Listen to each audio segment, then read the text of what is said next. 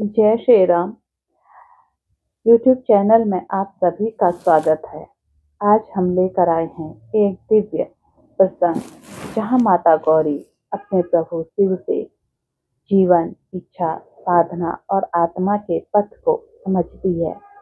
एक ऐसा संवाद जो मन को शुद्ध करता है और आत्मा को प्रकाश देता है। अभी तक आपने अगर चैनल सब्सक्राइब नहीं किया है तो चैनल को सब्सक्राइब कीजिए, लाइक कीजिए, शेयर कीजिए। चलिए चलते हैं आज के इस दिव्य संवाद की तरफ। हिमालय की चोटियों पर चंद्रमा अपनी शांत रोशनी बिखेर रहा है। कैलाश पर्वत के श्वेत शिखरों पर हवा धीरे धीरे सरसराती है। माता गौरी शिव के समीप बैठी हैं। उनके मुख पर एक सौम्यता और मन में कई सारे प्रश्न हैं। गौरी कहती है, स्वामी, आज मन में एक जिज्ञासा जगी है। क्या इच्छाएं मनुष्य को बांधती हैं या आगे बढ़ाती हैं? शिव मंद मंद मुस्कुराते हुए, उमा, इच्छा वही है जो जीव को जीव बनाती है। इच्छा न हो तो शरीर चलता तो है, लेकिन आत्मा सो जाती है। गौरी कहती है, तो क्या इच्छा रखना गलत नहीं है महादेव? शिव कहते हैं, गलत तो तब है उमा, जब इच्छा तुम्हें चला दे, और सही तब है जब तुम इच्छा को चलाओ। इच्छा रथ है, तुम सारथी हो। गौरी मुस्कुराती है, फिर गंभीर होकर बोलती है, यदि इच्छा मनुष्य को अहंकार की ओर ले जाने लगे तो शिव कहते हैं, समझ लो, इच्छा का रथ आत्मा नहीं, मन चला रहा है।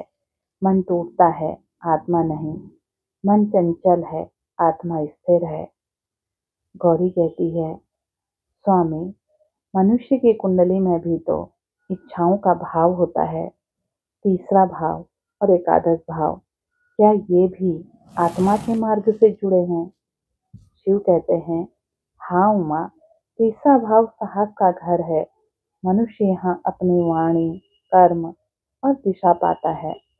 एकादश भाव इच्छाओं का घर है, जहाँ बड़े लक्ष्य, बड़े संकल्प जन्म लेते हैं। और जब इन दोनों में नवम पंचम का दिव्य संबंध बनता है तो समझ लो, मनुष्य को आशीष मिला है। भाग्य उसके पीछे खड़ा है, बुद्धि उसके हाथ में है और विश्वास उसके हृदय में है। गौरी धीरे धीरे सिर झुकाती है। गौरी कहती है, लेकिन प्रभु, मनुष्य की इच्छाएं कभी पूरी नहीं होती। एक इच्छा पूरी हुई तो दूसरी उठ जाती है। यह एक अंतहीन प्रवाह क्यों है? शिव कहते हैं, क्योंकि उमा, इच्छाएं लक्ष्य नहीं है, इच्छाएं मार्ग हैं। जीवन को चलायमान रखने के लिए इच्छा चाहिए। ठहरा हुआ जीवन मृत है, बहता हुआ जीवन अमृत है। साधना और इच्छा का आपस में संतुलन बना रहना चाहिए। गौरी कहती है, तो क्या साधना में इच्छा को त्यागना नहीं चाहिए?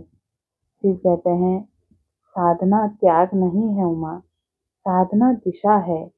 इच्छाएं रह सकती हैं, पर उनमें अधिकार साधक का होना चाहिए, इच्छाओं का साधक पर नहीं। जिस दिन मनुष्य इच्छा को पकड़ ले, उस दिन मनुष्य बंधन में है, और जिस दिन मनुष्य इच्छा को दिशा दे, उस दिन वो मुक्त है। कैलाश की चांदनी और तेज हो जाती है। गौरी शिव के मुखमंडल को निहारती है। गौरी कहती है, स्वामी, आत्मा को कैसे समझा जाए? शिव कहते हैं, अंतर की सबसे बड़ी शांत आवाज ही आत्मा है। जो तुम्हें डर से मुक्त करे वह आत्मा है। जो तुम्हें अहंकार से दूर करे वह आत्मा है।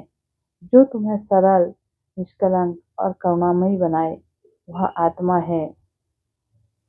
गौरी की आंखें चमक उठी। गौरी कहती है, और जब मनुष्य अपनी इच्छाओं को पूरा करने निकलता है, तब फिर उसे किस पथ पर चलना चाहिए? शिव कहते हैं, कर्मयोग पर उमा, जहाँ इच्छा हो वहाँ पर आसक्ति न हो। जहाँ कर्म हो वहाँ पर फल का भय न हो। मनुष्य अपनी इच्छा पूरी करने नहीं जाता, वह अपने कर्म का धर्म निभाने जाता है। फल के समय और भाग्य का वरदान है। गौरी मुस्कुराकर शिव को देखती है और गौरी कहती है, प्रेम में भी इच्छा भी तो होती है और आसक्ति भी। प्रेम का क्या मार्ग है स्वामी? शिव हंसकर बोलते हैं, प्रेम आत्मा से होता है, मन से नहीं। इससे प्रेम कभी बंधन नहीं बनता। प्रेम उत्थान देता है, पतन नहीं। गौरी कहती है, स्वामी क्या मनुष्य अपने प्रयासों से अपनी इच्छाओं का सदुपयोग कर सकता है? शिव कहते हैं, कर सकता है उमा, जब वह अपने तीसरे भाव साहस को जागृत करे, अपने एकादश भाव का उद्देश्य पवित्र रखे, जब वह इच्छा शुभ हो तो संकल्प शुद्ध हो और जब वह ब्रह्मांड भी उसका संयोगी बन जाता है। गौरी शिव के चरणों में प्रणाम करती है और कहती है, प्रभु आपने आज मन की सारी गांठें खोल दी। आप इच्छा भी स्पष्ट कर दी है और मार्ग भी। शिव कहते हैं, उठो उमा, इच्छाएं तभी दिव्य बनती हैं जब वे आत्मा की आग में जन्म ले लें और अहंकार की धूल दूर हो। मनुष्य को अपनी इच्छा से डरना नहीं चाहिए, बल्कि उसे दिशा देना चाहिए। कैलाश की हवा में एक गहन शांति फैल जाती है। अब वह दृश्य धीरे धीरे धुंधला होता है और शिव